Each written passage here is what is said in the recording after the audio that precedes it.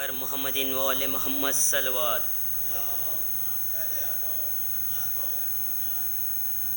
بے کسی بے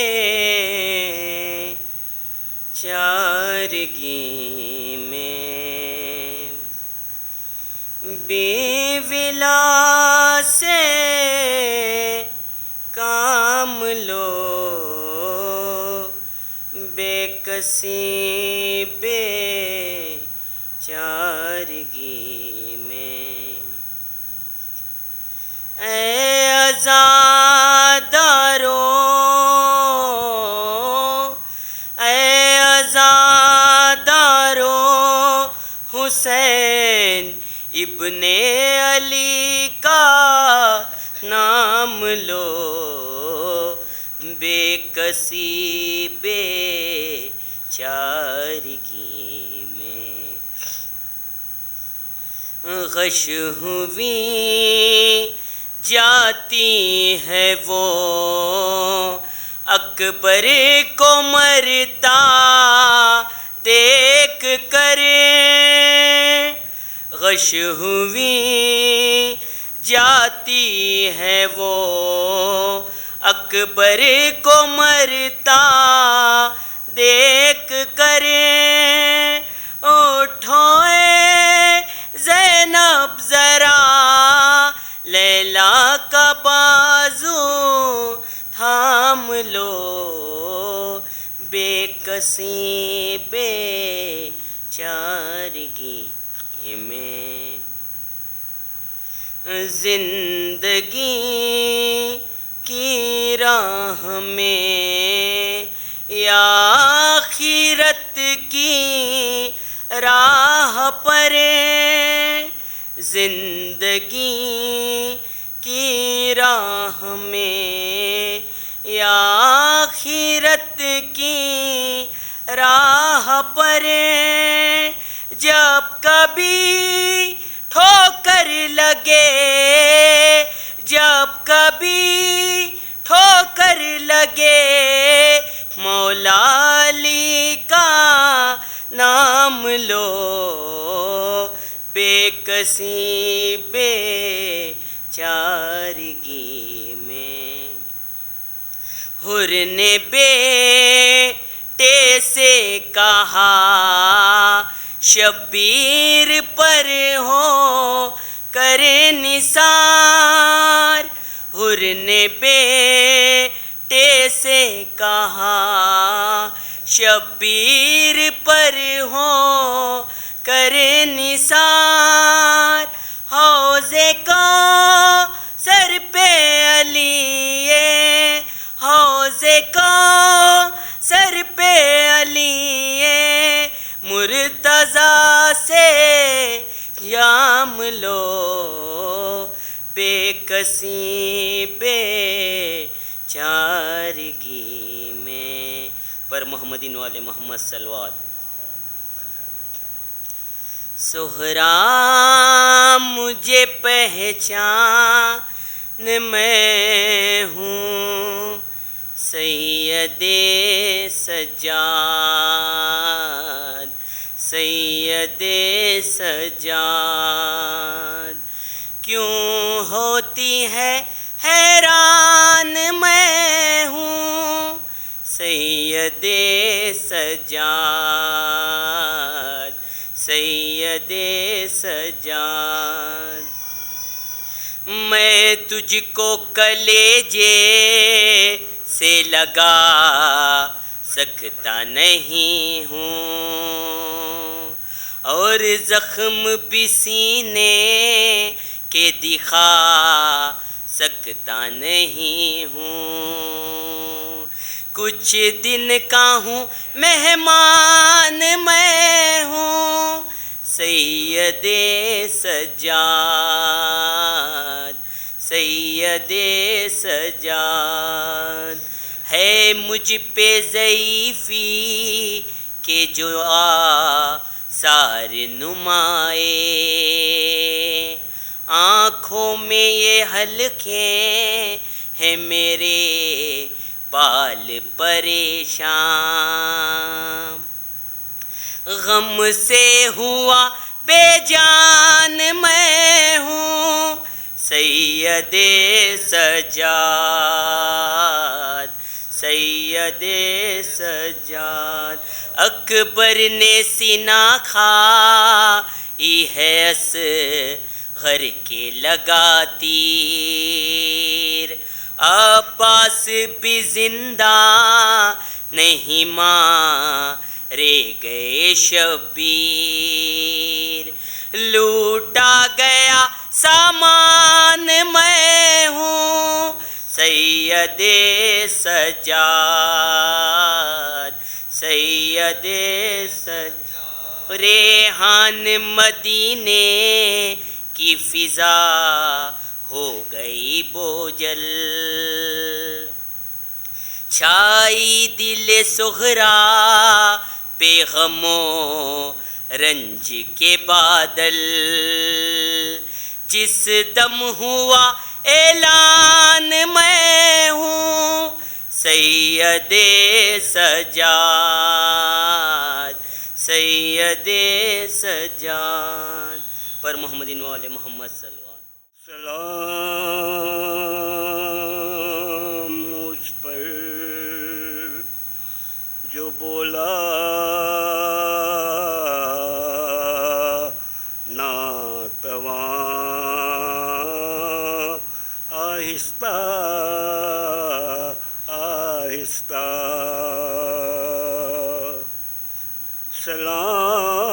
سلام اس پر جو بولا ناتواں آہستہ آہستہ لینوں لے چلو تم کارواں آہستہ آہستہ رسن کے کھینچنے سے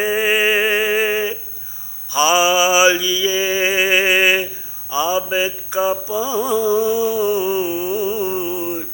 ہے رسن کے کھینچنے سے حالیے عابد کا پہنچا ہے ہوئی مدت میں سیدھی انگلیاں آہستہ آہستہ سلام اس پر جو بولا ناتواں آہستہ آہستہ کہا عابد نے یا رب کیسے صغرا سے چھپاؤں گا کہا عابد نے یا رب کیسے صغرا سے چھپاؤں گا مٹے گا توخ گردن کا نشان آہستہ آہستہ سلام اس پر اذیت شمر کو منظور دینی تھی سو کرتا تھا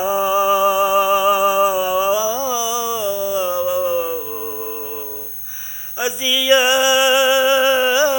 شمر کو منظور دینی تھی سو کرتا تھا گلیے شے پہ خنجر کو روایستہ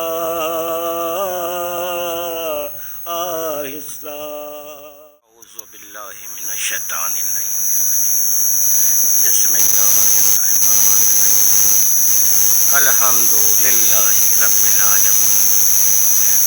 والصلاة والسلام على اشرف الانبیاء والمرسلین خاتم النبیین مولانا ابی القاسم محمد وعلى اہل بیتہ الطیبین الطاہرین المعصومین المظلومین ولعنۃ اللہ علی اعدائہم اجمعین. اما بعد فقد قال اللہ تبارک و تعالی فی کتابہ الحکیم بسم اللہ الرحمن الرحیم قل لا اسألکم علیہ اجرا الا المودۃ فی القربى صلوات.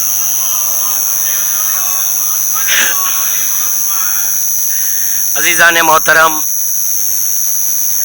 اس عزادار کی مجلس ہے آج جو 34 سال باپ پر روتا رہا.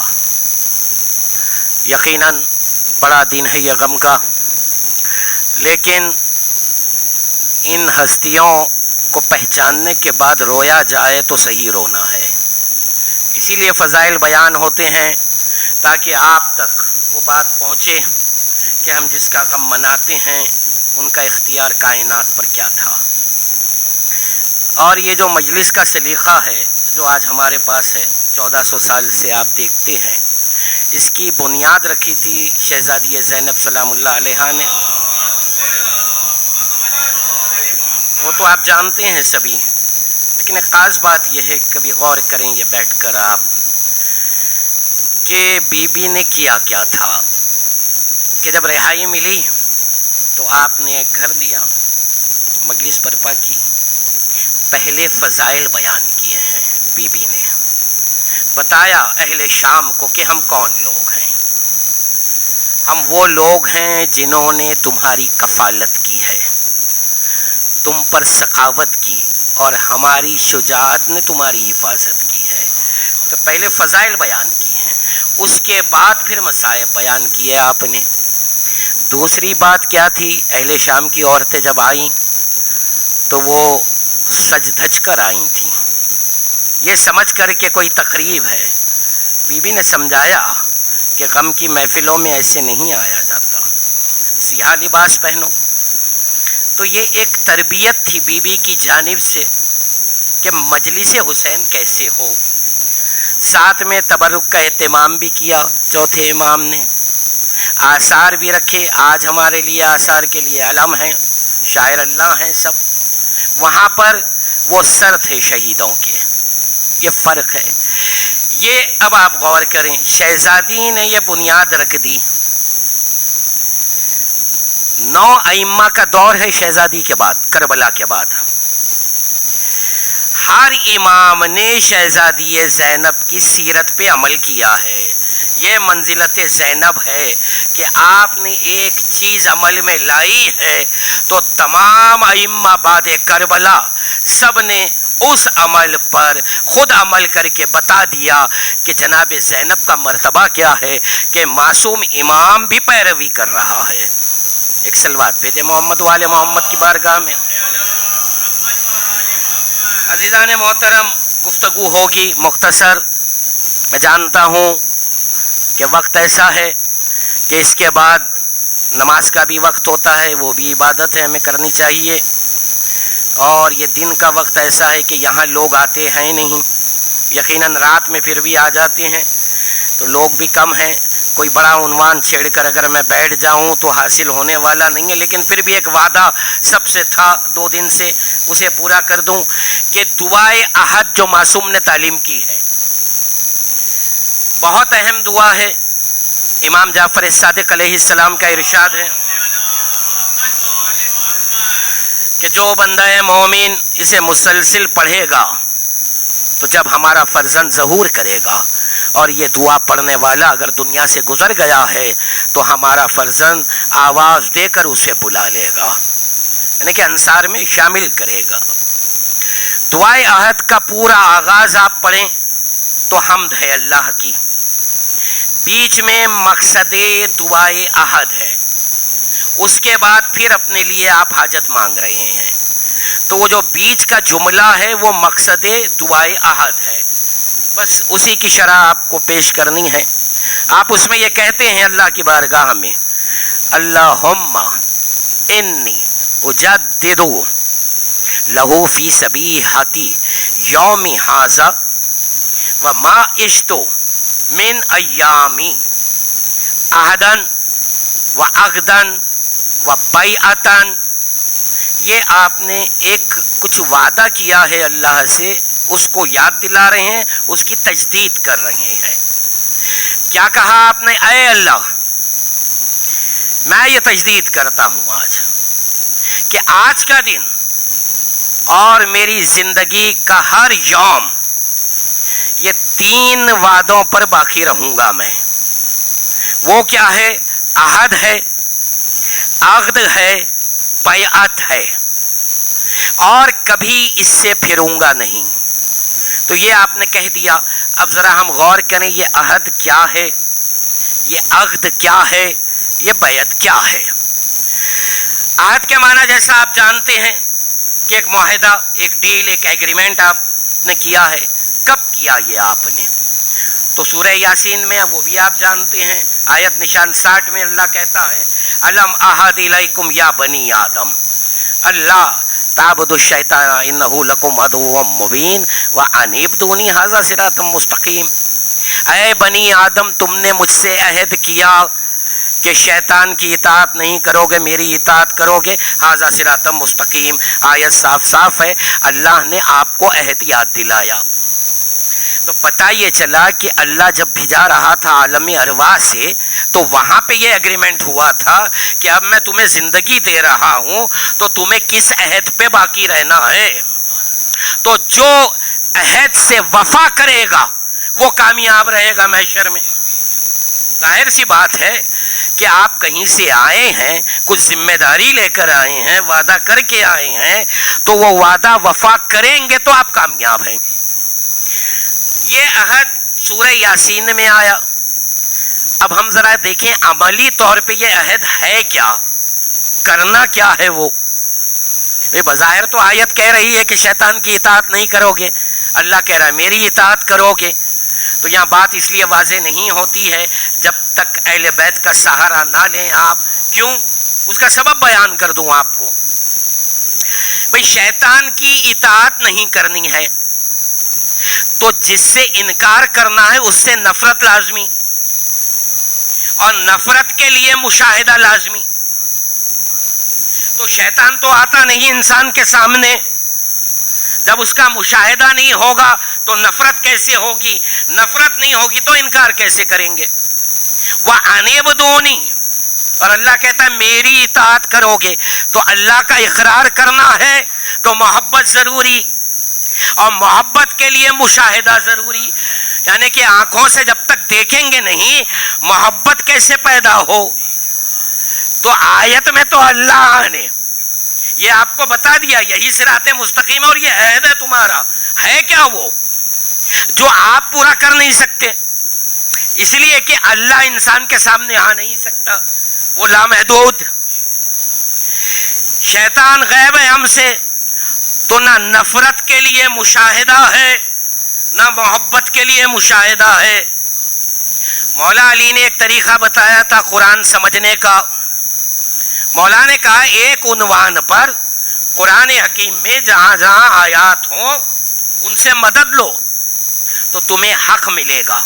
एक आयत कुरान से निकाल के बात करोगे तो गुमराह भी हो सकते हो। ये जो मौला ने कहा, गौर किया आपने, आयत कुरान से निकाल कर, अगर आप, आयत कुरान है, अल्लाह का कलाम है, इसके बावजूद अली ये कहते हैं कि अगर आयत को कुरान से जुदा करके समझा तुमने तो गुमराही होगी, यानी अल्लाह का कलाम गुमराह कर देगा। इसकी एक मिसाल दे दूं, अलहम्द के सूरे में पढ़ते हैं इय्याका नअबुदु व इय्याका नस्तईन, तेरी इबादत करता हूं, तुझसे मदद चाहता हूं। इस आयत को उम्मत मोहम्मदी के कुछ फिरकों ने निकाल के एक फैसला लिया। क्या फैसला लिया? कि भाई सिवाय अल्लाह के किसी से मदद नहीं मांगना। तो पता ये चला मौला ने सच कहा था, कुरान से आयत निकाल के बात करोगे तो गुमराह हो जाओगे। तो भाई अच्छा आयत रख कर देखें तो क्या उनकी बात सही साबित होती है? नहीं, अभी सामने आ जाएगी बात। جیسے آپ الحمد کے سورے میں کہتے ہیں ایاک نعبد و ایاک نستعین، میری عبادت کرتا ہوں تجھ سے، جملہ ادھورا ہے یہ. غور کیا آپ نے؟ جو علم کلام سے واقف ہے وہ سمجھ جائیں گے. بھئی اگر میں یہ کہوں کہ بھئی اسماعیل بھائی آپ سے مدد چاہتا ہوں تو جملہ ادھورا، اس لیے یہ پوچھیں گے کون سی مدد بھائی؟ جب میں بتاؤں گا کس بات کی مدد تو جملہ پورا ہوگا. ایاک نعبد و ایاک نستعین، تیری عبادت کرتا ہوں تجھ سے ہی مدد چاہتا ہوں. کیا؟ اہدنا الصراط المستقیم. کیا بات مکمل ہوئی؟ تو آیت کو قرآن میں رکھا تو حق ملا. ان لوگوں نے آیت کو نکال کے تنہا آیت کو سمجھا تو گمراہ ہو گئے. اب آئیے، علم احد الیکم یا بنی آدم اللہ تعبدوا الشیطان انہ لکم عدو مبین وان اعبدونی ھذا صراط مستقیم. مولا نے کہا تھا ایک عنوان پر کوئی بات آ جائے آیت میں تو قرآن میں دیکھو اس عنوان پر کہاں کہاں کیا کیا بیان ہوا. ہم نے یہی نسخہ استعمال کیا، یہ فارمولا استعمال کیا. یہاں لفظ آیا تھا صراط مستقیم، ہم نے دیکھا کہ یہ کہاں پر ہے، اور تو الحمد کے سورے میں ہی ملا. ابھی جو آیت میں نے پڑھی اہدنا الصراط المستقیم، کیا اللہ بتا رہا ہے صراط مستقیم ہے کیا؟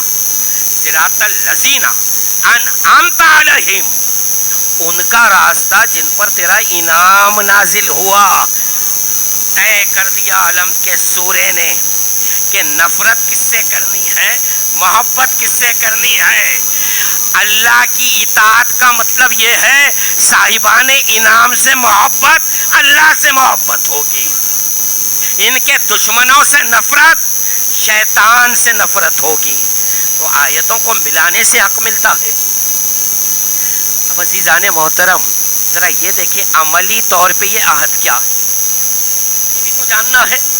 بھئی نفرت محبت سمجھ میں آ گئی، عملی طور پہ کیا ہو؟ تو اسے ہم نے دیکھا. کتاب کا نام ہے 8ویں جلد بہار الانوار کی، دوسری کتاب روح الحیات. میں حوالہ اس لیے دے رہا ہوں کیونکہ بات آگے جو ہونے والی ہے وہ ذرا کچھ لوگوں کو گوارا نہیں ہوگی. میں حوالہ اس لیے دے رہا ہوں کہ مجھ پر انگلی نہ اٹھانا، امام سے پوچھنا جا کر، کیونکہ حوالہ دے دیا میں نے. اب امام نے یہ کہا یا نہیں کہا اس کی ذمہ داری مجھ پر. جو امام نے کہا اس کے بعد ذمہ داری آپ کی، امام کی. کتاب کے حوالے دے دیے میں نے. ابو بصیر آئے ملنے کے لیے چھٹے امام سے. یہ ضعیف العمر تھے ابو بصیر. عصا کا سہارا لے کر آئے، آ کر خاموش بیٹھ گئے. امام نے کہا ابو بصیر کیا بات ہے؟ چہرے پر فکر کے آثار ہیں. کہا مولا عمر کے اس حصے میں ہوں کہ کبھی بھی موت آ سکتی ہے، عاقبت کو لے کر پریشان کہ میرے برزخ کا کیا ہوگا، موت کے بعد کا جو سفر ہے اس کا کیا ہوگا. امام نے کہا ابو بصیر تم کیوں فکر مند ہو؟ کہا مولا کیوں نہ رہوں، آپ کے جد رسول اللہ نے برزخ کے عذاب بیان کیے ہیں. پھر کہا امام نے میرا سوال ابو بصیر نہیں سمجھے تم، میں پوچھ رہا ہوں یہ سب تو نظام قدرت ہے. اللہ نے نظام بیان کیا، رسول نے نظام بیان کیا کہ موت سے لے کے محشر تک 7 مرحلے ہیں تکلیف کے. میرا سوال یہ ہے تم کیوں فکر مند ہو؟ کہا کیوں نہ رہو؟ کہا ابو بصیر تمہارے دل میں ہماری محبت نہیں ہے. اگر کوئی یہ سمجھے کہ بھئی ایسا ہے تو اور ایک حوالہ لے لو، بات مکمل ہو جائے. الخصال شیخ صدوق علیہ الرحمہ کی کتاب، اس کا ریفرنس حیات القلوب کی 3 جلد، صفحہ نمبر 199. پورا حوالہ اس لیے دے رہا ہوں کہ برزخ میں عذاب کا تصور امام نے مومن کے لیے ختم کر دیا. وہ حوالہ دینے جا رہا ہوں. وہاں راوی ہیں جابر بن عبداللہ انصاری، جلیل القدر صحابی ہیں مولا کے رسول کے. یہ بیان کرتے ہیں کہ بس میں رسالت میں بیٹھا تھا کہ ہم نے دیکھا سامنے سے علی مرتضیٰ آ رہے ہیں. رسول اللہ بلند ہو گئے, علی کو سینے سے لگایا اور کہا علی مبارک ہو تمہیں, اللہ نے تمہارے شیعوں اور تمہارے محبوں کے لیے 7 فضیلتیں عطا کی ہیں. پھولوں پہ ذرا غور کریں حضور, یہ جو کہا جاتا ہے نا نہیں نہیں شفاعت تو ہے مگر ویسے مومن بنو, وہ بات ختم کر دی ہے علی نے یہاں پہ, رسول نے یہاں پر. کیوں؟ شیعہ اور محب دونوں کا فرق بتا دوں آپ کو, جو امام نے کہا ہے. پوچھا گیا شہزادی کونین سے بھی ہے یہ حوالہ, شیعہ وہ ہمارا جو تمام واجبات ادا کرے, ہر حرام سے دامن بچائے, ہم سے محبت کرے, ہمارے دشمنوں سے عداوت کرے, یہ پورا پیکج ہے شیعہ. اس کے بعد امام نے کہا لیکن تم سب شیعہ نہیں ہو, شیعہ فرقے میں ہو, تمہاری ذات میں تم محب ہو ہمارے. تو پتہ یہ چلا کہ محب میں کچھ خامیاں بھی ہوں گی, کچھ واجبات بھی ترک ہو گئے ہوں گے, اسی لیے 2 سیکشن بیان کیے. اب اس حدیث میں روایت میں رسول کہتے ہیں کہ اے علی مبارک ہو تمہیں کہ تمہارے شیعوں اور محبوں کے لیے اللہ نے 7 فضیلتیں عطا کی ہیں. کہا اللہ کا نظام ہے کہ موت سخت ہے, تمہاری محبت کے سبب اللہ تمہارے محب کو اور شیعوں کو موت کو نرم کر دے گا. زندوں کو نظر آئے گی, جو زندہ ہیں وہ دیکھیں گے بھئی تکلیف میں نہیں. امام کہہ رہے ہیں وہ جو خوشی محسوس کر رہا ہے تم نہیں سمجھ سکتے, کیونکہ اس کی نگاہ میں اس وقت ہم ہوتے ہیں. دوسری منزل کہا کہ اللہ کا نظام ہے کہ قبر تاریک ہوتی ہے, اندھیری ہوتی ہے, لیکن اے علی تمہاری محبت کے سبب تمہارے شیعوں اور محبوں کے لیے اللہ ان کی قبروں کو روشن کر دے گا. تیسری منزل کہا کہ قبر میں فشار ہوتا ہے, یہ نظام الہی ہے, قانون الہی ہے. کہا کہ لیکن اے علی مبارک ہو تمہاری محبت کے سبب تمہارے محبوں اور شیعوں کے لیے فشار کے بدلے جنت کی ہوائیں آنے لگی. یہ محبت کی اہمیت کو سمجھے, بہت اہم ہے یہ بات. اس کے بعد کہا کہ میزان پر اعمال تولے جائیں گے. کہا اے علی مبارک ہو اللہ نے تمہاری محبت کے سبب تمہارے اور شیعوں اور محبوں کے لیے اللہ نے تمہاری محبت کے سبب طے کر لیا ہے کہ جب میزان اعمال کے پاس آئیں گے تو تمہاری محبت کے سبب انصاف ہو جائے گا. کہا پلے صراط کی مسافت ایک آدمی چلنا شروع کرے تو 700 سال لگ جاتے ہیں. شیعہ سنی سب کے پاس یہی ہے. پلے صراط کتنا ہے طویل, ایک آدمی چلنا شروع کرے پیدل تو 700 سال. اب سنیں کیا کہہ رہے ہیں رسول اللہ, مبارک ہو علی پلے صراط کی مسافت 700 سال کی ہے, لیکن تمہاری محبت کے سبب تمہارے شیعہ اور محبوں کے لیے اللہ نے یہ شرف عطا کیا ہے چشمے زدن میں ادھر چلے جائیں گے. کا میدان محشر میں ہول ناکیاں ہوں گی محشر کی, سب پریشان حال ہوں گے, نفسا نفسی کا عالم ہوگا. علی مبارک ہو کہ تمہاری محبت کے سبب تمہارے شیعوں اور محبوں کے لیے اللہ ایک شامیانہ بندوائے گا, اس کے نیچے یہ آرام سے بیٹھیں گے, ادھر حساب ہوگا پوری دنیا کا, اور تمہارے شیعوں کے لیے محبوں کے لیے کھانے دیے جائیں گے. یہ محبت علی ہے. ایک سلوات بھیجے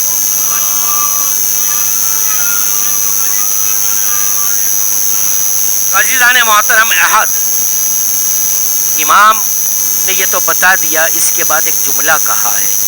ابو بصیر نے کہا مولا آپ کہتے ہیں یقین ہے آپ پر اطمینان بھی ہے, لیکن یہ بتائیں کہ قرآن میں کہیں اس کا ذکر ہے؟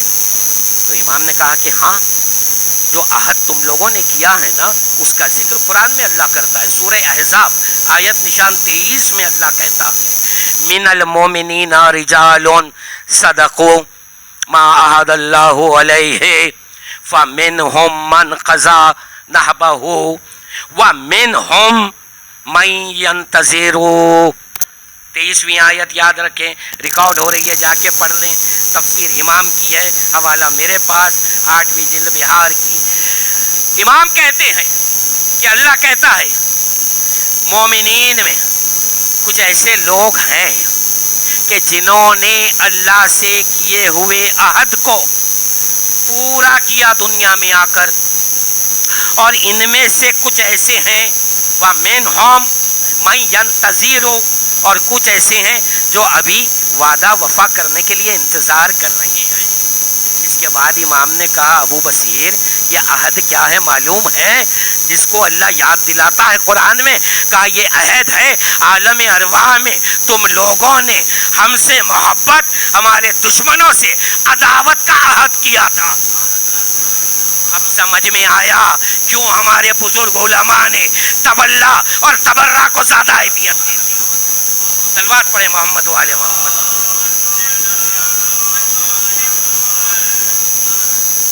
آؤ یہ عہد محبت اہل بیت ہے نا, اس کی اہمیت دیکھیں. اب آپ کتاب کا نام اعتقادات امامیہ, شیخ صدوق کی کتاب.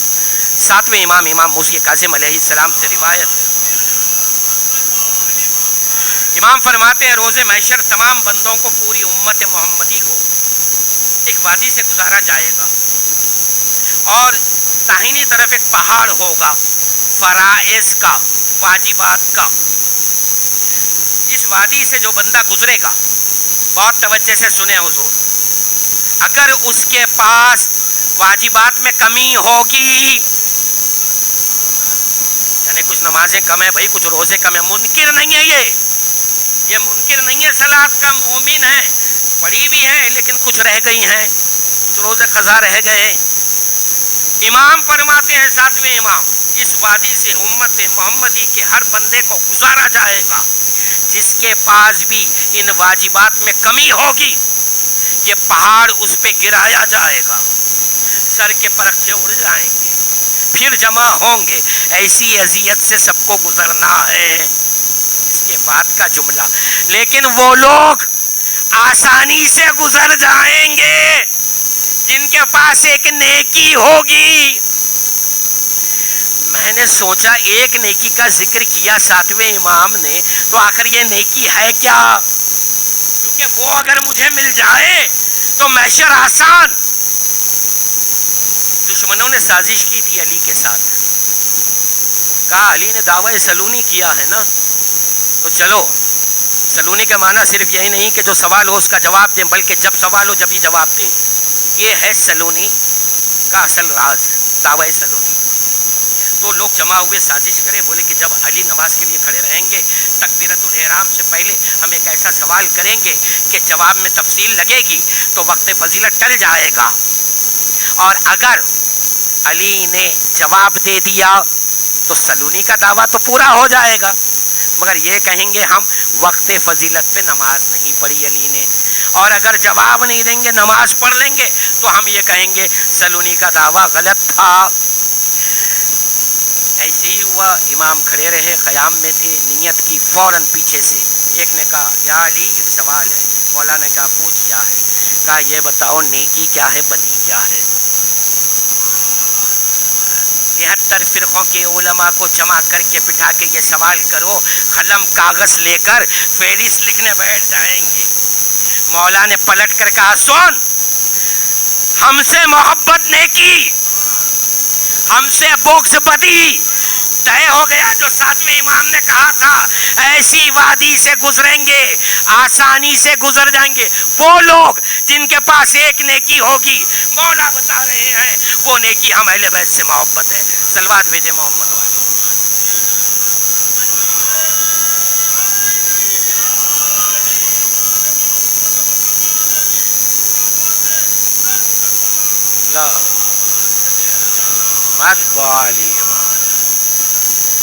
दूसरा आपने क्या वादा किया दुआए अहद में? अक्द। अक्द के माना क्या है? अक्द कहते हैं जैसे रस्सी से घींटी बांध देना, एक बंधन। तो आपने अल्लाह की बारगाह में ये तजदीद की है कि मैं वादा करता हूँ ये 3 बातों पर कायम रहूँगा आज और ज़िंदगी के हर दिन। अहद का तो हो गया मोहब्बत अहले बैत है, फिर ये अक्द क्या है? अक्द के माना है कि किसी के दामन से अपने आप को यूं बांध देना कि वो जिधर जाए आप भी उधर जाएं। शायद आप लोग बात नहीं पहुंच रही है मेरी आवाज़, थोड़ा जवाब भी दें, जिक्र करें हुजूर। ऐसी बात नहीं है, इतनी खामोशी से मजलिस नहीं सुनी जाती, खुदा की कसम। अगर आप चाहते हैं अजाब के तस्करे तो वो कर दूंगा, मगर वो अजाब मोमिन के लिए नहीं होता, दुश्मन अहले बैत के लिए अजाब बनाया। अल्लाह ने जन्नत अली के मोहिब्बों के लिए बनाई है। सलवात भेजे मोहम्मद वाले।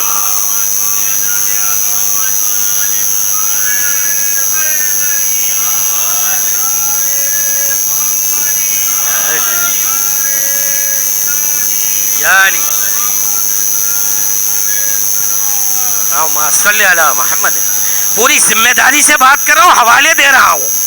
आयत कौल के किताब के बगैर बात ही नहीं करता मैं।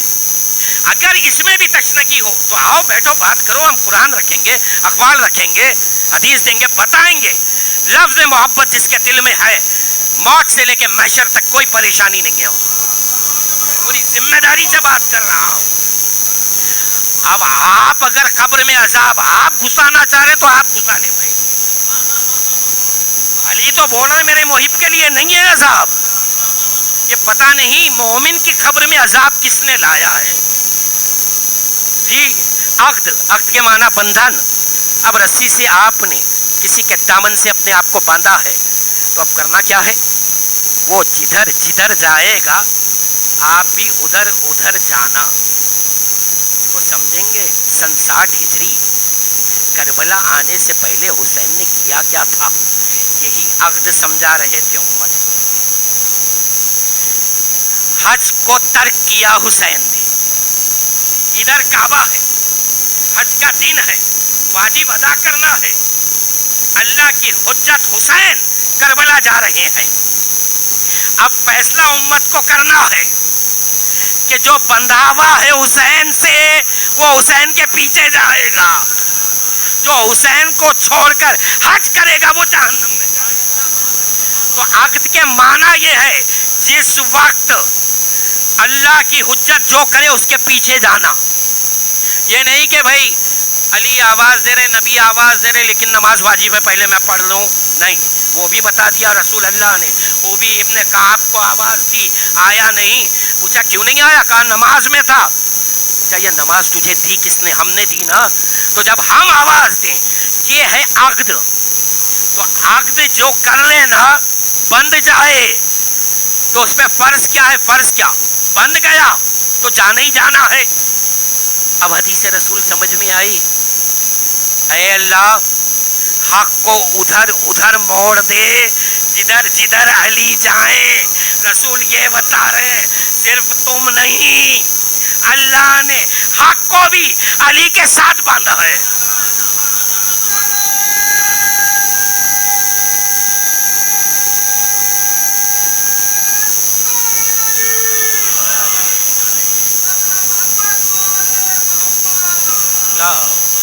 मोहम्मद वाले। तीसरा है वादा बैअत का। ये अहम है बहुत। बैअत यानी आप क्या कह रहे हैं अल्लाह की बारगाह में कि मैंने जो वादे किए हैं, अहद, अक्द और बैअत, इस पर मुझे बाकी रहना है। वादा करता हूँ इससे मैं कभी पलटूंगा नहीं, भटकूंगा नहीं। यह आपने सूरह अहद में वादा किया। जरा बैअत को हम समझें। बैअत कहते किसको हैं? कहने को हम सब मोमिनीन हैं और इमाम के हाथ पर अकीदे में, तसव्वुर में बैअत कर चुके हैं, लेकिन इसे अमली तौर पर अपनी ज़िंदगी में लाना बहुत ज़रूरी है। यही वजह है जिसके सबब आज हम देखते हैं माशरे में रिश्तों में इख्तिलाफ हो रहा है, खुला और तलाक़ के केसेस बढ़ चुके हैं। वजह क्या है? क्योंकि हम अगर बैअत में हैं तो एक बात याद रखें, آپ کے اور آپ کے کسی دوست کے یا رشتہ دار کے درمیان اختلاف ہو، اختلاف کب ہوتا ہے؟ اختلاف رائے کے سبب، کہ آپ کی رائے الگ ہے، اس کی رائے الگ ہے، تو دونوں نے یہ رائے کہاں سے قائم کی؟ اپنی اپنی عقلوں سے۔ اب عقل ہے نا آپ کی، معصوم کی عقل تو ہے نہیں آپ کی۔ جب آپ بیعت کر چکے ہیں تو امام فرماتے ہیں کہ تمہارے درمیان اختلاف ہو جائے تو اپنا معاملہ حکومت میں نہ لے کر جاؤ۔ کیا کرم فرمائی ہے مومنین کے لیے، اہل بیت آپ سے زیادہ آپ کو چاہتے ہیں، یہ بتا رہے ہیں مومنین کو، محبوں کو کہہ رہے ہیں اپنے معاملات حکومت یعنی پولیس میں نہ جاؤ، کورٹ میں نہ جاؤ، حاکم کے پاس نہ جاؤ۔ کیسے حل کریں؟ کہا کہ کسی عالم کو درمیان میں رکھو، ہمارے اقوال کی روشنی میں، وہ عالم کرے کیا؟ ہمارے اقوال کی روشنی میں تمہارے اختلاف کا تسویہ کرے، اسے مان لو تو پتہ یہ چلا کہ آج اگر گھروں میں اختلاف ہو، کاروبار میں اختلاف ہو، رشتہ داری میں اختلاف ہو، تو اگر آپ بیعت میں ہیں امام کی تو کرنا کیا ہے کہ بھئی آپ نے جو عقل سے فیصلہ کیا اسے چھوڑو۔ یہ دیکھو امام کیا کہتے ہیں اس مسئلے میں، یہ ہے بیعت۔ ایک ایسی منزل آ سکتی ہے زندگی میں، جو بہت بڑے دانشور ہوتے ہیں نا، صاحب عقل اپنے آپ کو یہ سمجھتے ہیں کہ پورا مذہب میں جان کے بیٹھا ہوں، پورا دین میں جانتا ہوں، میں کبھی غلط ہو نہیں سکتا۔ یہ مزاج ہوتے ہیں ہر معاشرے میں، ہر سماج میں ہیں، آپ کے یہاں بھی ہوں گے۔ تو یہ مزاج کیا ہوتے ہیں کہ پورا دین میں سمجھ چکا، اب میں جو بولوں گا یا فیصلہ کروں گا وہ کبھی غلط نہیں ہوگا۔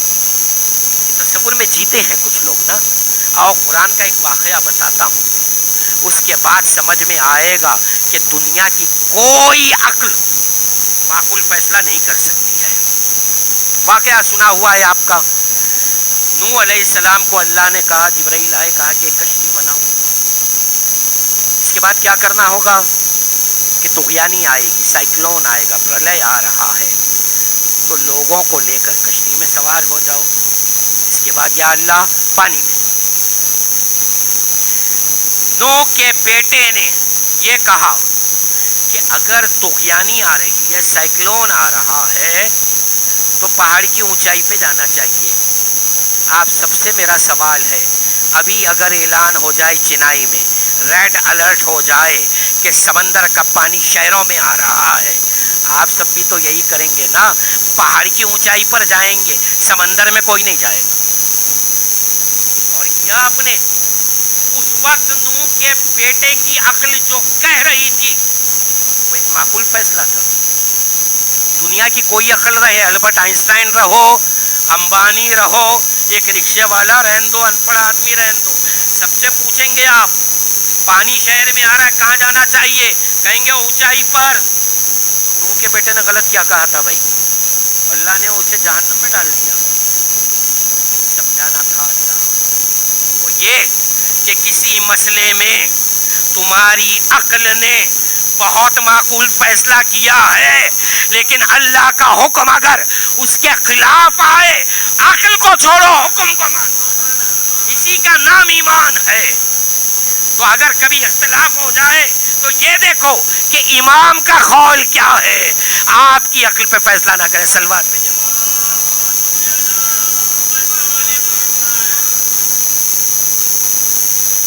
عزیزان محترم، یہی بیعت کا مسئلہ ہے جس پر پوری کربلا ہوئی ہے۔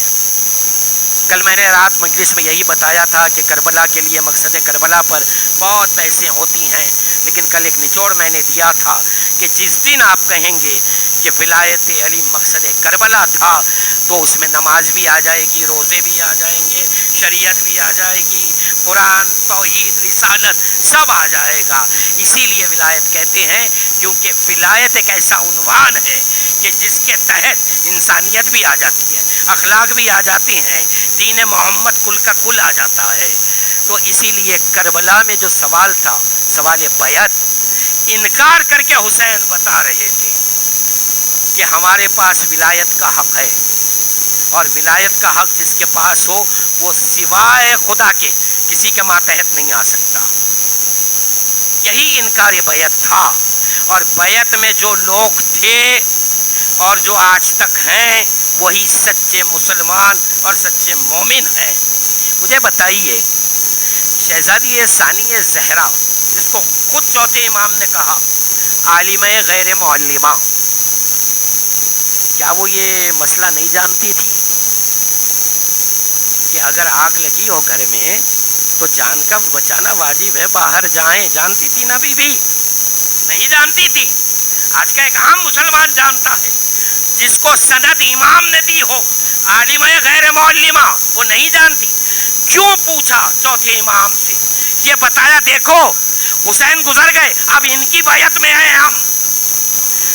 आलिम गैर मुअल्लिमा होकर अपनी अक्ल से फैसला नहीं करती, इमाम के कौल पर अमल करना है। ये करबला का पैगाम है। अपनी अक्लों पर दीन के फैसले ना करो, बल्कि ये देखो हर मसले में कौल मासूम क्या है। यही बताना था ज़ैनब को, शहजादी को। पूछा क़याम जल रहे हैं, बेटा सज्जाद ये बताओ जल के मर जाएं या खैमों के बाहर जाएं? इमाम ने कहा फूफी अम्मा, जान का बचाना वाजिब है, खैमों के बाहर जाएं, एक खैमे से दूसरे खैमे में। और जिसकी बैत में करबला हुई है ना, उस इमाम की एक मजलूमी ये भी सुन लें आप। इमामत नातिक हो के पहला दिन, अल्लाहु अकबर, किसी इमाम पर ऐसा वक्त नहीं आया है। इमामत नातिक हुई है और पहला हुक्म इमाम क्या देता है कि कह रहा है मस्तूरात इस्मत से, फूफियों से, बहनों से कि खैमों के बाहर जाए। कितनी मजलूमी से, कितने दर्द से चौथे इमाम ने यह हुक्म दिया होगा। तो सलाम हो शहजादी सानिया ज़हरा पर। रावी ये लिखता है क़याम चल रहे थे, मैं देख रहा था कि एक बीबी ने एक जवान को अपने पुश्त पर डालकर खैमे के बाहर लेकर आई हैं। जब देखा तो सैयद सज्जाद थे। ज़ैनब सहारा बनी है चौथे इमाम के लिए। अज़ादारों, ये वो इमाम है करबला से कूफा, कूफे से शाम, कदम कदम पर कत्ल हुआ है। करबला से शाम तक, फिर सुने जुमला, करबला से शाम तक कदम कदम पर सैयद सज्जाद का खून बहा है। पहला कत्ल कैसे हुआ? जिगर का कत्ल 11 मुहर्रम है। असीर हो गए सज्जाद, कैदी बना दिए गए, तौक़ो सलासिल में गिरफ्तार हैं। अब नाखे आगे बढ़ रहे थे, एक मर्तबा मख्तल को देखा, बाप के लाशे को देखा, तड़प कर रोने लगे। जनाब ज़ैनब ने कहा बेटा सज्जाद क्या हो गया? कहा फूफी अम्मा जरा बताइए, ये कैसा इम्तिहान मैं दे रहा हूँ कि जवान बेटा मौजूद है, बाप का लाशा बेगोरो कफन पड़ा है। ये जज्बात हैं सैयद सज्जाद के जो कत्ल हो रहे हैं, एहसासात हैं जो कत्ल हो रहे हैं। हाजिर इमाम ने ज़ियारत नाहिया में एक जुमला कहा ना, जिसको दोहराते हैं आप, कि करबला वालों के गम में इमाम कहते मैं खून के आंसू बहा हूँ। ग़ैबत सुगरा का दौर था, हाजिर इमाम से खत व किताबत जारी थी। मोहम्मद हुसैन बिन रौ ने खत के जरिए एक सवाल किया हाजिर इमाम से, कहा कि ये बताएं मौला मेरे आका कि करबला वालों के गम में आप कहते हैं कि मैं खून के आंसू बहा हूँ, ज़रा इतना मुझे बता देना, मेरी इस्लाह करना, मैं समझ नहीं सका। या वो गम अब्बास का है या वो गम अली अकबर का है? खत में जवाब आया, ऐ इब्ने रौ, शहादत तो शरफ है हमारे लिए, मैं इसलिए कहता हूँ कि मस्तूरात इस्मत की चादरें छीनी गई है, ज़ैनब बेपर्दा बाजारों में पिराई गई। ये सुन लिया आपने? मैं हाथ जोड़ के अर्ज करूँ या साहिबुज़्ज़मान माफ कर देना, आप नहीं थे करबला में, लेकिन एक बीमार इमाम देख रहा था ज़ैनब के सर से चादर छीनी जा रही है। कहाँ कहाँ शहीद हुए हैं वहाँ कूफे के करीब था काफिला। ऐसे में हबीब इब्ने मज़ाहिर के फरजंद ये अहले सुन्नत की तारीख ये रिवायत बयान कर, उन्होंने देखा, इनका नाम था कासिम इब्ने हबीब, नौजवान थे, अपने कुछ जवान दोस्तों के साथ एक मकाम पे खड़े थे। उन्होंने देखा कि इनके बाप हबीब इब्ने मज़ाहिर का सर नोके नेज़ा पर है। दोस्तों ने कहा, है कासिम, तुम्हारे बाप के सर की बेहुरमती हो रही है, हम तुम्हारे दोस्त हैं, कैसे गवारा कर ले। कासिम ने कहा, मैं क्या करूं? कहा, हम साथ देते हैं, चलो हबीब का सर लेते हैं। इन लोगों ने उस दस्ते पर हमला किया जिस जालिम के हाथ में वो सर था हबीब का। हमला करके कासिम ने अपने बाप का सर ले लिया। बस तारीख का जुमला है, अहले सुन्नत का मौर्रिख लिखता है कि हुआ क्या। कासिम बाप के सर को सीने से लगाए यूं कहते हुए गुजर रहे हैं सैयद सज्जाद के नाके के पास से कि जिसका वारिस जिंदा हो उसकी यूं बेहुरमती नहीं की जाती। सैयद सज्जाद के दिल का क्या हाल हो रहा था। कूफे में दरबार इब्ने ज़ियाद में आया काफिला, इधर इब्ने ज़ियाद कैद खाने में आया।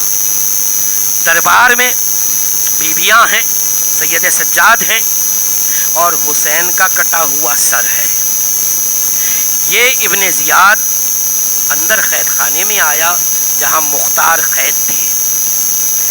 आकर कहता है, ए मुख्तार, आज मैं बहुत खुश हूँ, मैं कैदियों पर कुछ रियायत करना चाहता हूँ, बता तेरे लिए कुछ कर दूँ? तो मुख्तार ने कहा, ए इब्ने ज़ियाद, पूरी आयत करेगा? कहा, हाँ करूँगा। कहा, एक काम कर, 2 सिपाही तेरे दे दे, मुझे एक घोड़ा दे दे, उन सिपाहियों की निगरानी में मैं मदीना जाकर आ जाऊं। कहा, मुख्तार, फरार का इरादा है? कहा, इब्ने ज़ियाद, हुसैन का मुहिब हूं, मैं ये नहीं कर सकता साजिश, अपने सिपाहियों को साथ दे दे। कहा, इतनी बात है, इतना तो जरा बता दो, मदीना क्यों जाना चाहते हो? कहा कि मेरे हुसैन ने वादा किया था कि मुझसे मिलने आएंगे, जरा जाकर मालूम तो करूं अली अकबर खैरियत से है। आका वादा वफा क्यों नहीं किया आपने? इब्ने ज़ियाद कहता है, अच्छा तुम्हें हुसैन से मिलना है, आओ मेरे दरबार में। जंजीरों में जकड़े हुए मुख्तार आ रहे हैं। आकर देखा, पूछा, इब्ने ज़ियाद बता मेरा आका हुसैन कहाँ है? कहा, वो तश्त में देख। अब जो मुख्तार ने देखा तो हुसैन का कटा हुआ सर तश्त में था, खून आलू चेहरा था। मुख्तार आगे बढ़े, लबों से खून को साफ किया, एक मर्तबा लबों को जुम्बिश हुई, कटे हुए गले से हुसैन ने कहा, मुख्तार, मैंने वादा वफा किया। मुख्तार, ये जो हाल देखा आका का, एक अंगड़ाई ली, जंजीरें टूट कर गिरी, सिपाही की तलवार खींची, हमला करने आगे बढ़े कि एक बीमार आवाज आई, मुख्तार रुक जाओ, मैं जिंदा हूं। ये शहादतें हैं चौथे इमाम की। अज़ादारों, जब ये काफिला शाम के सरहदी इलाके में आया है, बस एक आखिरी रिवायत जी भर के पुरसा दे दें आप बीबी ज़हरा को। शाम के सरहदी इलाके में ये काफिला आया। आने के बाद कुली और शिमर पहले बस्ती में आए। वो बस्ती में अली के दुश्मन बसा करते थे। उन लोगों से कहा कि हमारे साथ एक काफिला आ रहा है। तो उन लोगों ने पूछा, इसमें कौन कौन है ये बता। कहा, औलादे अली है। ये सुनना था कि लोग झोलियों में पत्थर जमा करना शुरू। जब काफिला अंदर आया है बस्ती में, लोगों ने कहा, ऐ शिमर, इतना बता, अली की बेटी ज़ैनब कौन से नाके पर है? शिमर ने इशारा किया, लोगों ने पत्थर बरसाए। ایک پتھر ماتھے پر لگا، سر کو جھکا کے زینب نے کہا عباس عباس۔ سید سجاد دیکھ رہے تھے، عزادارو یہ بیمار امام آج کا دن زندگی بھر تڑپتا رہا کہ آج حاکم وقت نے کھانے میں زہر دے دیا۔ وہ امام جو 34 سال تڑپتا رہا آج تڑپ تڑپ کے دنیا سے گزر گیا۔ واہ مظلومہ واہ عابدہ۔ وَسَيَعْلَمُ الَّذِينَ ظَلَمُوا أَيَّ مُنقَلِبٍ يَنقَلِبُونَ۔ ماتم حسین۔